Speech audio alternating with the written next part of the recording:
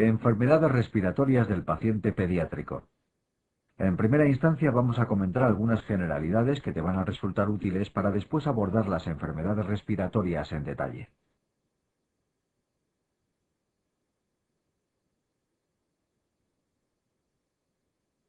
El abordaje inicial de una pregunta de un caso de un paciente con enfermedad respiratoria dentro del MIR pediátrico pasa por hacerse la siguiente pregunta. ¿Qué parte del árbol respiratorio está afectada? Esto es lo primero que siempre has de hacer, localizar topográficamente hablando el foco que esté afecto.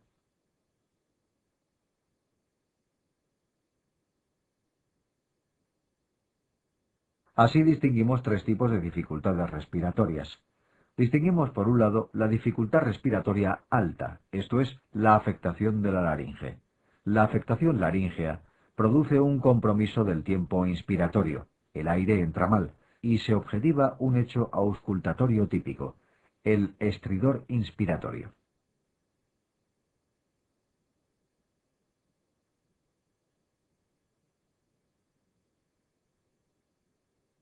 Frente a la dificultad respiratoria alta tenemos una dificultad respiratoria baja si se afecta a los bronquios o los bronquiolos. La afectación bronquial o bronquiolar provoca que el aire entre bien pero salga mal, esto es, hay un compromiso del tiempo expiratorio, y el hecho auscultatorio fundamental es la aparición de sibilancias.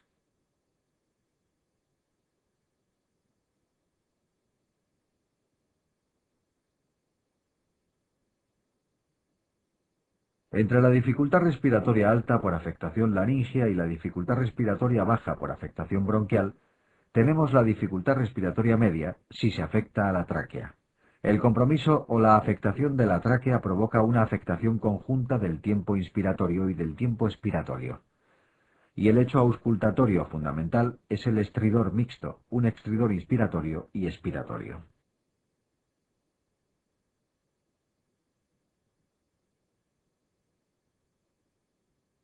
Las enfermedades respiratorias que vamos a estudiar van a ser las siguientes: croup vírico, croup espasmódico, traqueitis bacteriana, epiglotitis aguda, bronquiolitis aguda y fibrosis quística para terminar.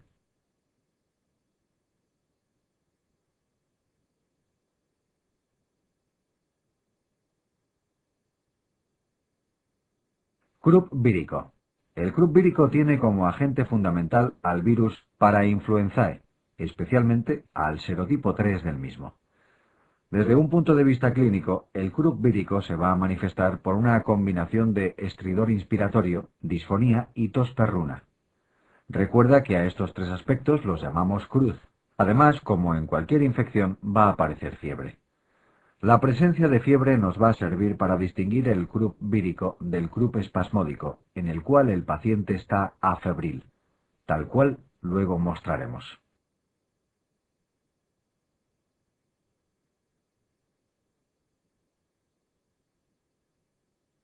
El diagnóstico del croup vírico se puede establecer de forma fidedigna por la clínica del paciente. En cuanto al tratamiento del croup vírico, cabe destacar que los fármacos fundamentales son los corticoides por vía oral, adrenalina nebulizada y además has de administrar oxígeno si la situación del paciente así lo requiere. La humedad ambiental empíricamente se utiliza si bien no hay constatado ningún ensayo clínico que avale su eficacia.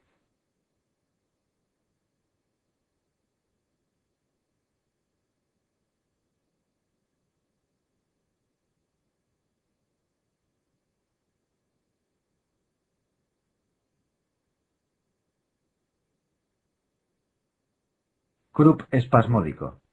El croup espasmódico se puede definir como una hiperreactividad laríngea ante estímulos inespecíficos. Si bien su etiología en detalle se desconoce, se baraja la participación de distintos factores de riesgo. Entre ellos hay que destacar el antecedente de un croup vírico, reflujo gastroesofágico y atopia. Desde un punto de vista clínico, el croup espasmódico se caracteriza por estridor inspiratorio, disfonía y tos perruna. Recuerda que a la concurrencia de estos tres hechos clínicos se le conoce como croup y además Acuérdate, este paciente, el paciente con Krupp espasmódico, está afebril.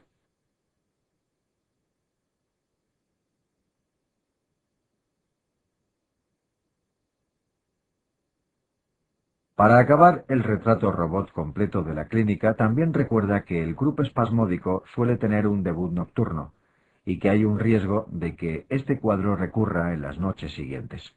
El riesgo de recurrencia es otro de los factores clínicos fundamentales.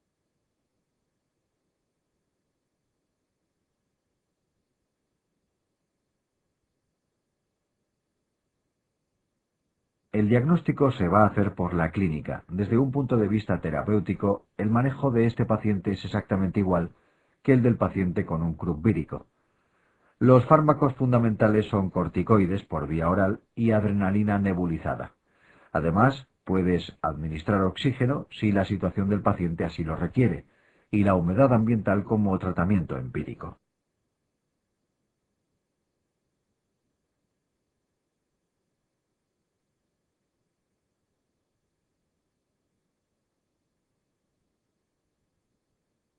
Traqueitis bacteriana. La traqueitis bacteriana, como su nombre indica, suele deberse a una bacteria. La bacteria más frecuentemente implicada en la aparición de traqueitis es el estafilococo dorado. Desde el punto de vista clínico, todos los pacientes con traqueitis bacteriana manifiestan la siguiente secuencia. Antecedente de Krupp viral. Evolución tórpida hacia un aumento de fiebre, hacia un empeoramiento del estado general y hacia un aumento de la dificultad respiratoria. Además, desde un punto de vista de la auscultación, se objetiva un estridor mixto, un estridor tanto del tiempo inspiratorio como del tiempo expiratorio.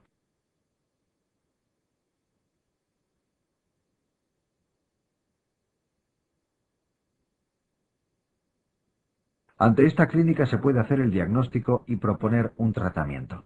El tratamiento de una traqueitis bacteriana consiste en una combinación de oxígeno, cloxacilina, al menos inicialmente aplicada por vía intravenosa en régimen de hospitalización, e intubación si el paciente así lo precisa.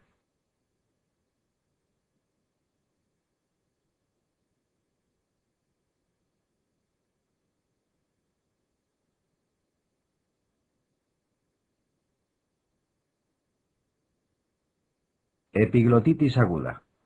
Este es un cuadro clásico cuya etiología en los últimos años está cambiando. El agente etiológico clásico de la epiglotitis aguda es Haemophilus influenzae. En los países desarrollados, al ser este un germen cubierto por los calendarios vacunales propuestos, ha dejado de ser el agente etiológico principal. Hoy son más frecuentes las epiglotitis debidas a Streptococcus pyogenes, a neumococo y Staphylococcus aureus.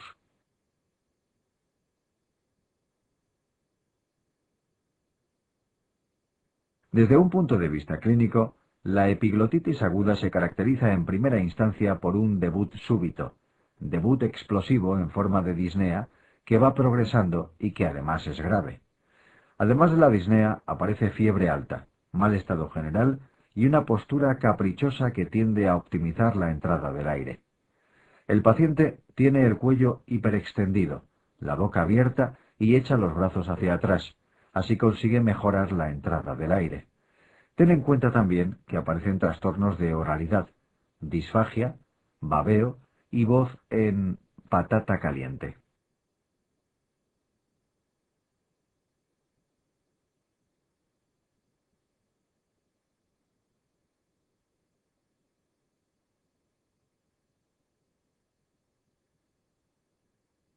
Desde un punto de vista diagnóstico, hoy por hoy lo esencial en una epiglotitis aguda es visualizar la epiglotis en el momento previo a la intubación.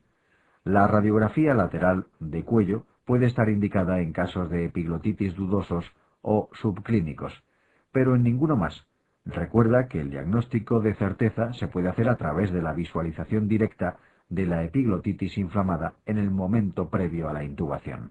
Desde un punto de vista terapéutico, en la epiglotitis aguda cabe destacar que el pilar fundamental es la intubación nasotraqueal. Este hecho va a hacer que el paciente se salve. Además, el Nelson Última Edición reconoce que el tratamiento empírico que se ha de administrar a estos pacientes consiste en cefotoxima por vía intravenosa, siempre en régimen hospitalario, en combinación con oxígeno.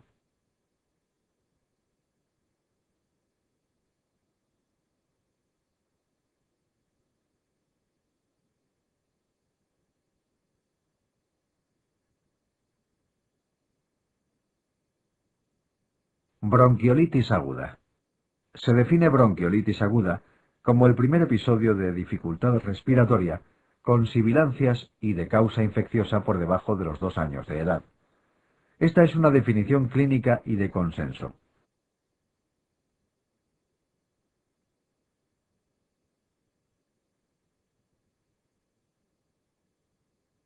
Desde un punto de vista etiológico, has de saber para el MIR 3 gérmenes implicados en la aparición de bronquiolitis aguda. Virus respiratorio sincitial, que es el agente etiológico principal. Metapneumovirus, que es un virus de reciente descubrimiento y que sería la segunda causa principalmente implicada en la aparición de bronquiolitis aguda. Y en tercer y último lugar, los adenovirus, responsables de una bronquiolitis muy especial que se conoce como hiperclaridad pulmonar unilateral.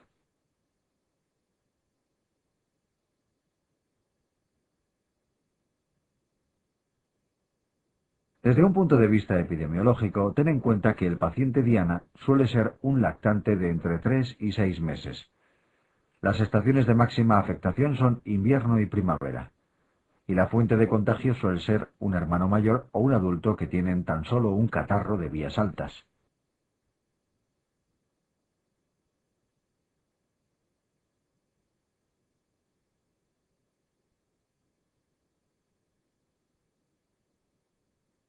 El retrato robot típico del paciente con bronquiolitis aguda presenta los siguientes aspectos. Primero, lactante de entre 3 y 6 meses con antecedentes de catarro de vías altas. Segundo, este lactante sigue una evolución tórpida. Tercero, aparición de alteraciones respiratorias tales como pausa de apnea. Ten en cuenta que estas pausas de apnea son especialmente frecuentes en los niños de menos de un mes. Otras alteraciones respiratorias que pueden sobrevenir son taquipnea y distrés respiratorio. Desde un punto de vista de la exploración física, como en cualquier cuadro de dificultad respiratoria baja, se objetiva sibilancias u otros rasgos semiológicos expiratorios, tales como expiración alargada, crepitantes expiratorios.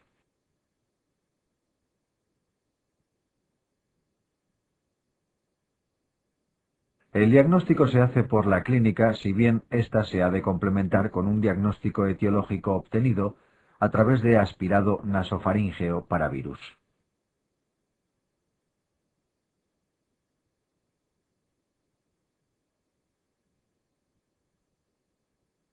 El tratamiento de la bronquiolitis aguda es bastante controvertido. La única medida que está bien establecida es la administración de oxígeno. La administración de adrenalina nebulizada está sujeta a controversia, si bien en la mayor parte de los centros se utiliza la misma. Más controvertidos todavía son los beta-2 agonistas de vida media o corta. Única y exclusivamente se han de emplear en lactantes que tengan más de 6 meses. Previamente, para verificar si son o no eficaces, se ha de hacer en el paciente una prueba terapéutica con esta medicación. En casos de bronquiolitis grave que afecten a cardiópatas, neumópatas o inmunodeprimidos, se ha de recurrir a la administración de ribavirina inhalada.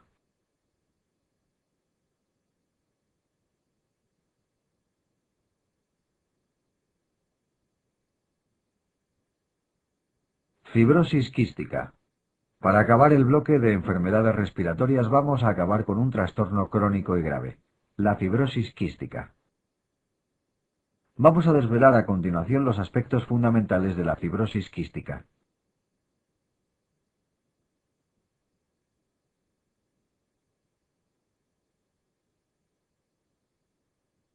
Concepto de fibrosis quística.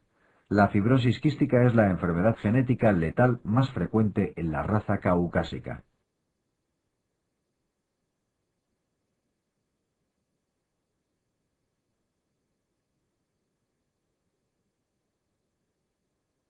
Para el MIR has de saber cuáles son los detalles genéticos fundamentales de la fibrosis quística.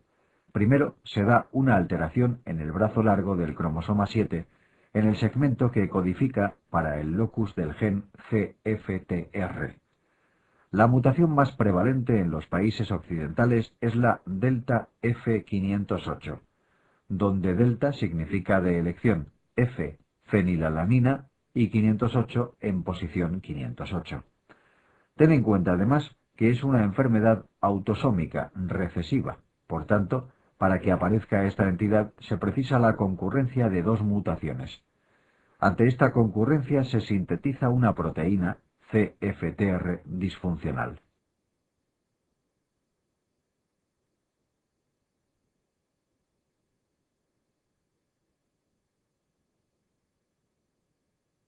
La clínica de la fibrosis quística se caracteriza por una afectación de muy diversas glándulas exócrinas. Vamos a ir analizando los problemas aparato por aparato y sistema por sistema. Vamos a comenzar hablando de los problemas respiratorios que pueden surgir en el fibrótico quístico. ¿Por qué vamos a iniciar la clínica con los problemas respiratorios? Porque condicionan la supervivencia de esta entidad. En primera instancia, los fibróticos quísticos suelen debutar en forma de bronquiolitis precoz y de evolución tórpida. Esta bronquiolitis precoz y de evolución tórpida se ve continuada por bronquitis de repetición, que a su vez condicionan la aparición de una situación de tos crónica. Ante la repetición de bronquitis, las paredes bronquiales se acaban deformando, sobreviniendo la aparición de bronquiectasias.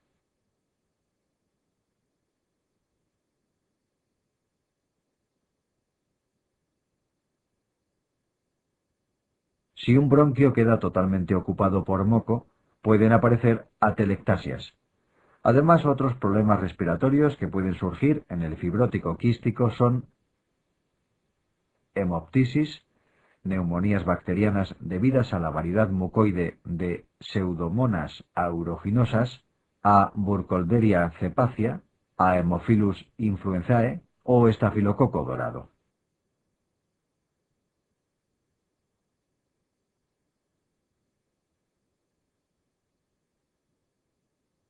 El resultado de este amplio espectro de afectación respiratoria va a ser una situación de insuficiencia respiratoria crónica.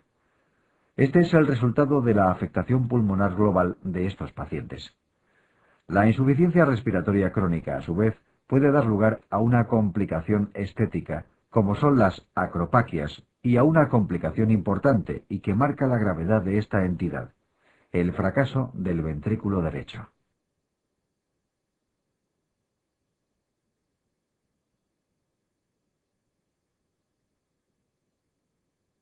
La afectación pancreática también es muy importante fibrótico quístico. En el espectro de afectación pancreática vamos a destacar dos entidades. En primer lugar, por ser más precoz, tendremos en muchos de estos pacientes una situación de diarrea crónica, por mala digestión secundaria a una insuficiencia pancreática exocrina.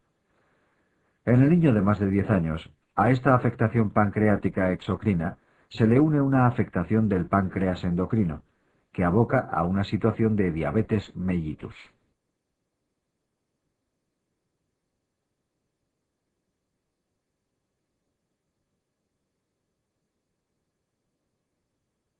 El resto del aparato digestivo también se puede afectar.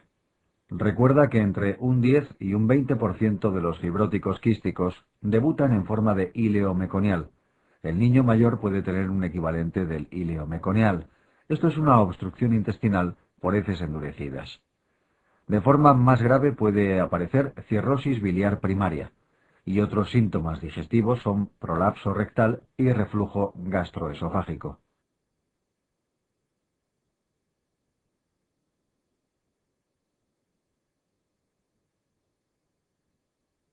Vamos a concluir la exposición de los rasgos clínicos del fibrótico quístico con la enumeración de otros síntomas. Deshidratación con hiponatremia e hipocloremia, que suele surgir en ambientes calurosos y en el medio estival. Poliposis nasal, pansinusitis y esterilidad. Recuerda los rasgos fundamentales clínicos del fibrótico quístico, síntomas respiratorios y síntomas pancreáticos.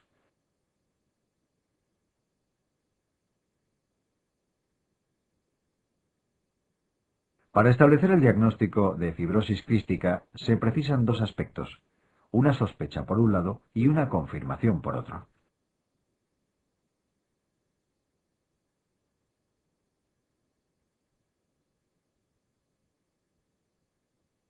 ¿Cuáles son los elementos que nos pueden servir de sospecha para etiquetar a un paciente de fibrótico quístico? Pues pueden ser cualquiera de los siguientes tres: clínica compatible, antecedentes familiares o cribado neonatal positivo. El cribado neonatal, que solo se hace en determinadas provincias, consiste en la determinación de tripsinógeno inmunorreactivo en sangre. El fibrótico quístico tiene el tripsinógeno inmunorreactivo elevado. Estos son los tres argumentos de sospecha. Partiendo de esta sospecha, recuerda, necesitamos una confirmación.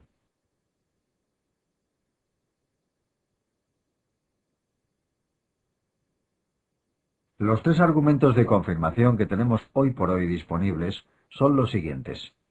Ionotest positivo, alteraciones genéticas, recuerda que han de concurrir dos mutaciones al ser una entidad autosómica recesiva, y el tercer argumento de confirmación es una prueba del potencial nasal positiva. Para diagnosticar a un paciente de fibrosis quística necesitas la concurrencia de una sospecha y una confirmación. Siempre se precisan dos aspectos.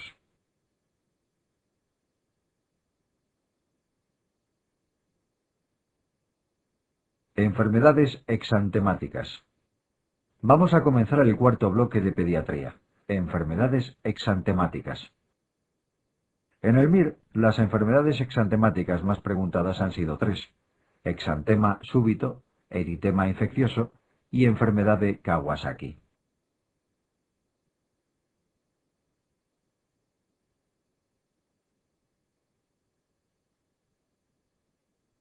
Exantema súbito. Vamos a comenzar desvelando los aspectos principales sobre el exantema súbito.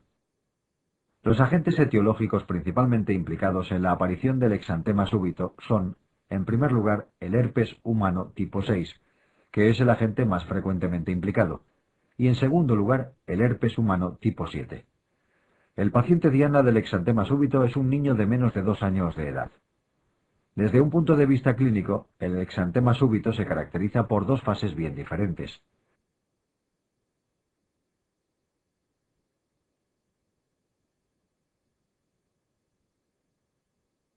La primera fase la podríamos llamar fase febril. Esta se caracteriza por fiebre alta, 39 o 40 grados, sin focalidad aparente, esto es, tú exploras al niño y no objetivas ningún foco responsable de la fiebre. Además, el lactante mantiene buen estado general. Esta fase febril dura entre 3 y 4 días. Siguiendo a esta fase febril, aparece una fase exantemática caracterizada por la aparición de un exantema máculo papuloso de predominio en tórax, abdomen y raíz de miembros. En esta fase exantemática el paciente se muestra afebril. Por tanto, quédate con lo siguiente: fiebre en un lactante de 3 o 4 días de evolución, sin focalidad aparente y buen estado general, seguido de una caída de la fiebre y aparición de un exantema. Esta es la clínica típica del paciente con exantema súbito.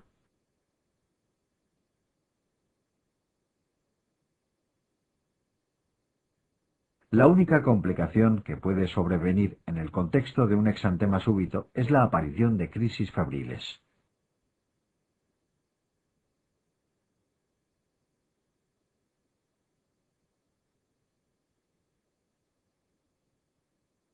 Eritema infeccioso. No confundas para nada las características del eritema infeccioso con las del exantema súbito, pues estas son diametralmente distintas. El agente responsable del eritema infeccioso es el parvovirus B19. El paciente diana de esta entidad es un niño en edad escolar. Desde un punto de vista clínico, en el eritema infeccioso aparecen tres fases, bien diferentes, que a continuación desarrollaremos, pero el aspecto que quiero remarcar es que, en todo caso, el niño se encuentra afebril. Fíjate qué curiosidad. En el contexto de una enfermedad infecciosa, un paciente esté afebril.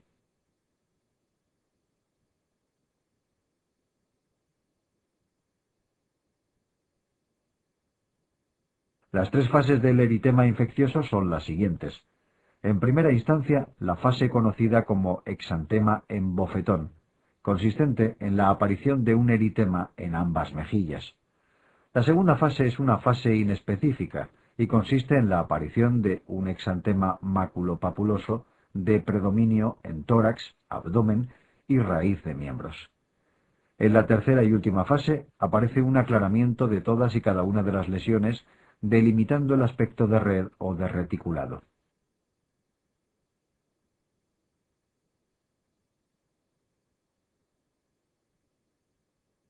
Cuatro son las complicaciones que pueden aparecer en el contexto de un eritema infeccioso. Recuerda, con fines mnemotécnicos, que casi todas ellas empiezan por la letra A: artritis, anemia plástica, abortos y la última complicación, hidrops fetal no inmune.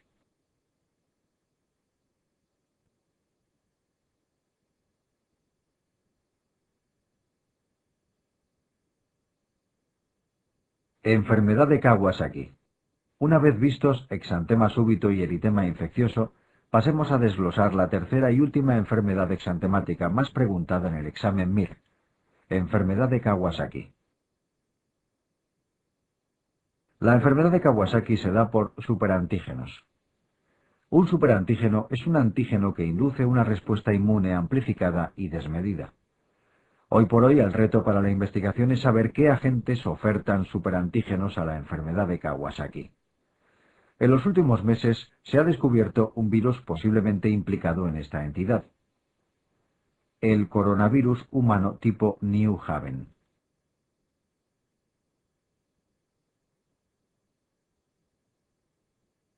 Secundariamente a la acción de los superantígenos se van a formar masivamente inmunocomplejos.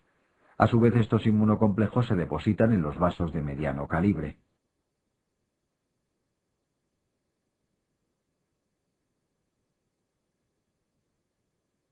El vaso de mediano calibre que marca potencialmente la gravedad de la enfermedad de Kawasaki son las arterias coronarias.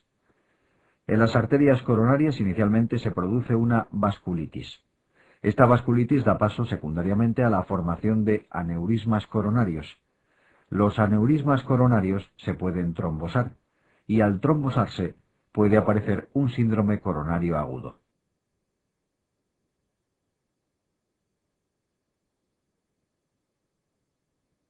Recuerda que el riesgo principal de la enfermedad de Kawasaki en cuanto a letalidad es el desarrollo de un síndrome coronario agudo.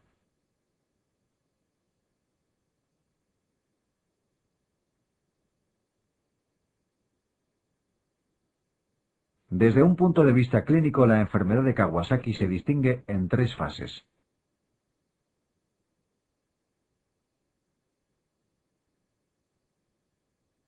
A lo largo de la primera fase, que abarca toda la primera semana de evolución de la enfermedad, destaca la aparición de fiebre y, además de esta, la aparición de adenopatías laterocervicales unilaterales no dolorosas, un exantema que suele ser, en la mayor parte de los casos, urticariforme, si bien puede ser también maculopapuloso, una conjuntivitis bilateral no purulenta y además múltiples alteraciones en la mucosa oral.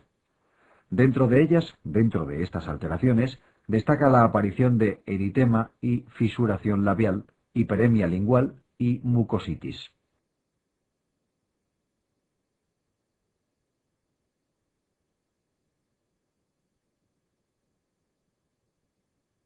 En la segunda fase de la enfermedad de Kawasaki, que abarca entre los días séptimo y octavo de evolución de la enfermedad, se da la afectación de los miembros. Esta afectación consiste principalmente en edema de manos y pies, aunque ocasionalmente puede sobrevenir una auténtica artritis.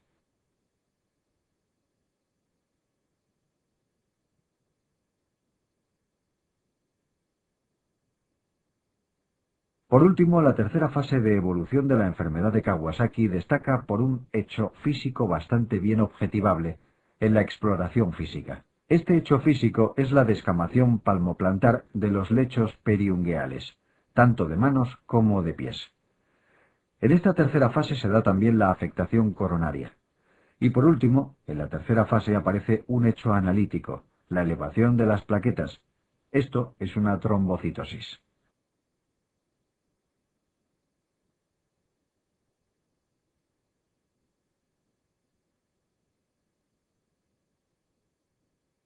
En esta diapositiva podemos comprobar la descamación palmoplantar propia de la tercera fase de la enfermedad de Kawasaki.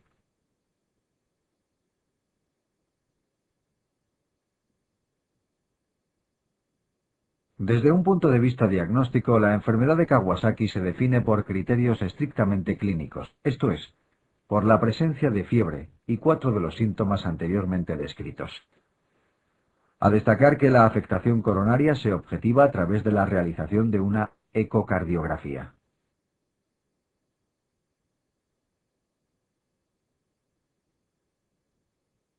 El tratamiento de la enfermedad de Kawasaki incluye la administración de dos fármacos, inmunoglobulinas por vía intravenosa y ácido acetilsalicílico.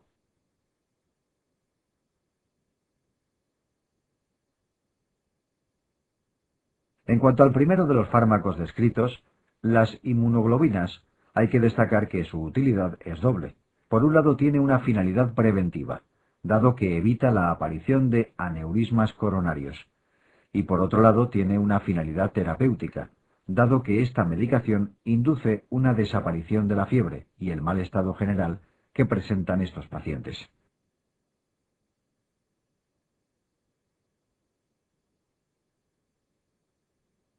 El segundo y último fármaco es el ácido acetilsalicílico.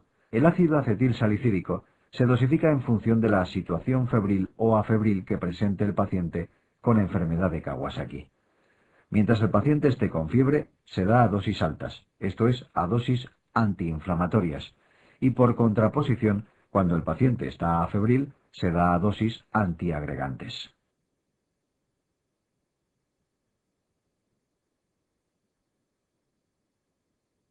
Nutrición.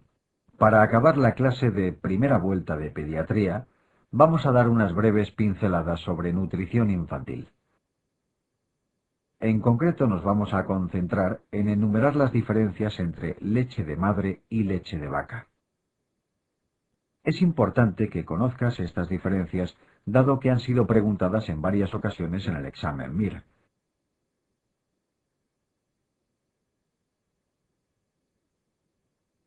En primera instancia comenzaremos comentando las diferencias en cuanto a principios inmediatos.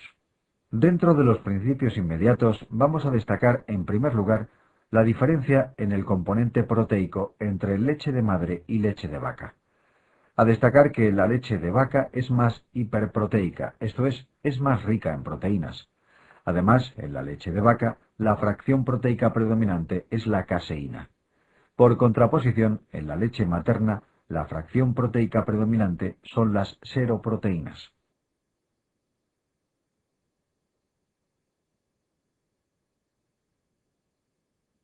Hay que destacar que la leche materna es más rica en hidratos de carbono que la leche de vaca. Además, su perfil glucídico nutricional es más favorable, dado que la leche materna contiene hidratos de carbono complejos que sirven para la ulterior síntesis de glucoesfingolípidos cerebrales.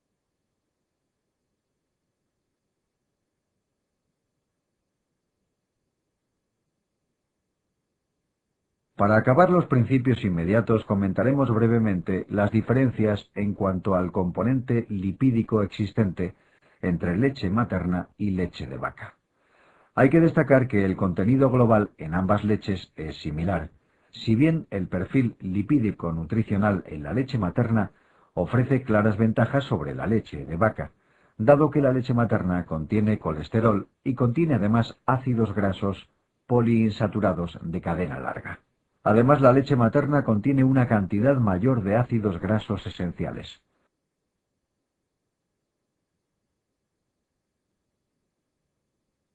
Hay que destacar que la leche de vaca contiene más minerales, esto es, más calcio y más fósforo que la leche materna.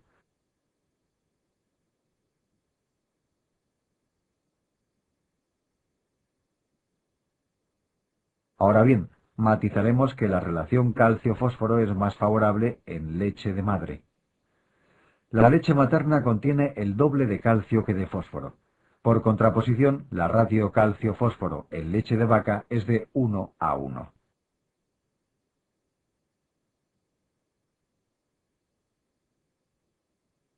El contenido global de hierro es deficitario en leche materna y en leche de vaca, si bien la biodisponibilidad oral del hierro es mayor en la leche materna.